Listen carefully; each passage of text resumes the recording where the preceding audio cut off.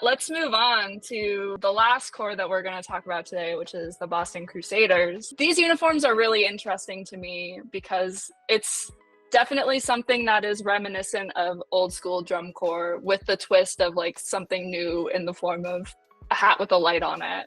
Yeah. Let's talk about this one. This is the color guard uniform that we've got. So let's walk through this first. Well, the thing that makes me the happiest about this is I love simplicity. So like we just saw the two spectrums right there. We just saw Crown's Guard and then to this. And they both have merit and they both have artistic value. But I love this cut of this simplistic, beautiful, clean color block. I thought it was a really smart choice. I feel like it may be a callback, but it feels really new and fresh to me. And that's why I think, especially with Michael working with the design team at Boston, is so we have glitch, and then you have the pixels that make up either a TV screen or computer screen.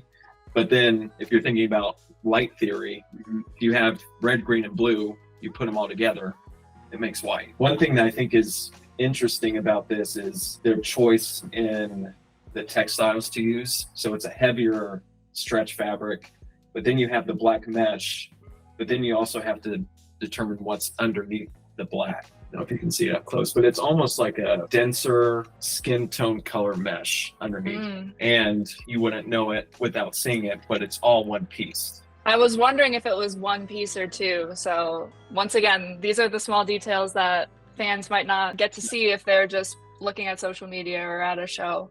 Yeah, and none of this is just, oh, let's just make it one piece.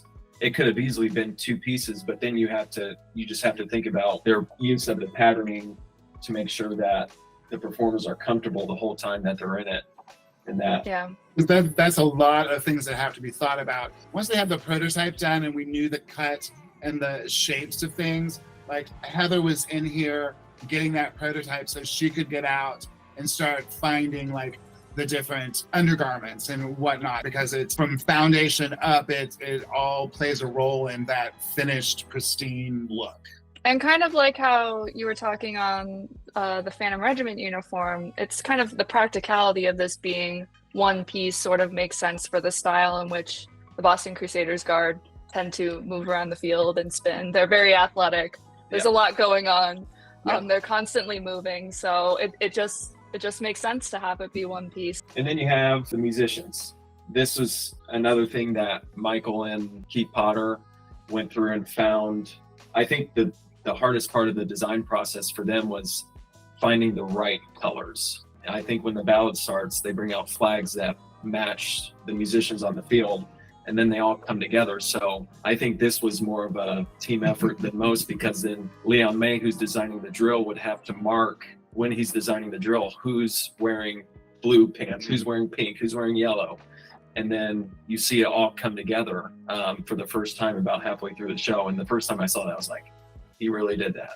It's just astounding the amount of detail that this production from uniforms on really hones in on. Because we know what is happening, everybody in this building, it seems like, knows the process and the logistics of getting things on the field. So we had to know these members are wearing this color, and that means we have to take their sizes and make this color for these specific people so that it fits. We're not just making 150 of each color and saying, here you go, hope it fits. Right. And then we also, with all the drum corps, we go out and fit them individually. Each member gets to work with somebody from FJM and really gets the fit, because it's not just, you can make something really nice and get it close, but it's never going to be perfect right out of the box. Sometimes it can be. That's what we really pride ourselves on, is not just the design, but it looks good on a person. The hemlines, where the pant meets the shoe. We do some designs, I don't know if we did it for Boston, but in the past for stretch pants like this, we'll sew in a little piece of elastic or give them elastic, and then they'll tie their shoes through the piece of elastic in the pants. So you're not using stirrups that pull down and stretch to Lycra, but it's still anchored to the foot so that when they're doing all these athletic movements and dance and choreography, that pant's always going to stay down. What about the jacket that we've got behind? Is there something that we should touch on with this? Truly one of my favorite things is the velvet. There's nothing quite as rich and soaks up the light. That's why velvet looks so dark and rich, is that texture of it soaks up that light, which light is color. And yeah, it's just a gorgeous.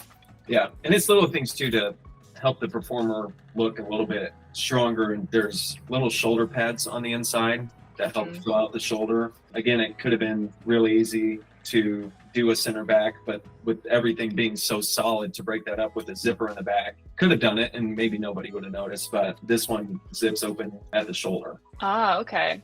Just to give them a little bit more room to get into it. It's all about making them look strong across the shoulders, that crisp, tailored fit, yeah. Do you have anything to say about the hat?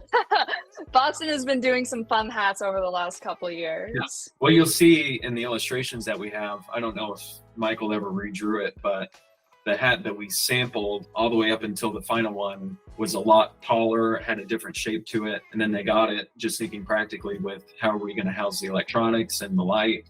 And I think that was all part of the initial conversation, is that there's going to be lights on the headgear. But what they ended up with is a lot shorter, so that the light almost comes out of the top like a plume almost.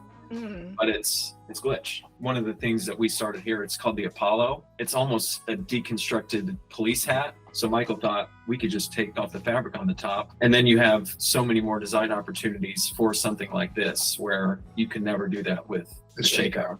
Yeah.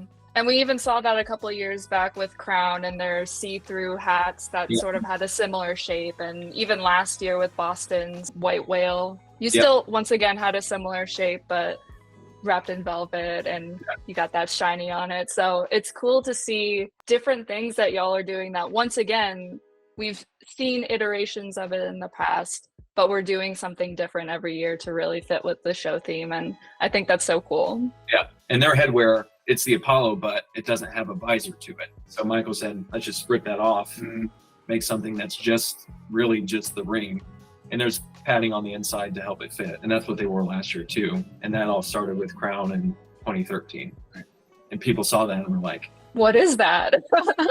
Nothing that any of our designers do is an accident. It's all inspired either from the concept or from what they have going on in their brains of what's next. Where can we push this? How can we develop it? How can we make it something new and innovative? And yeah.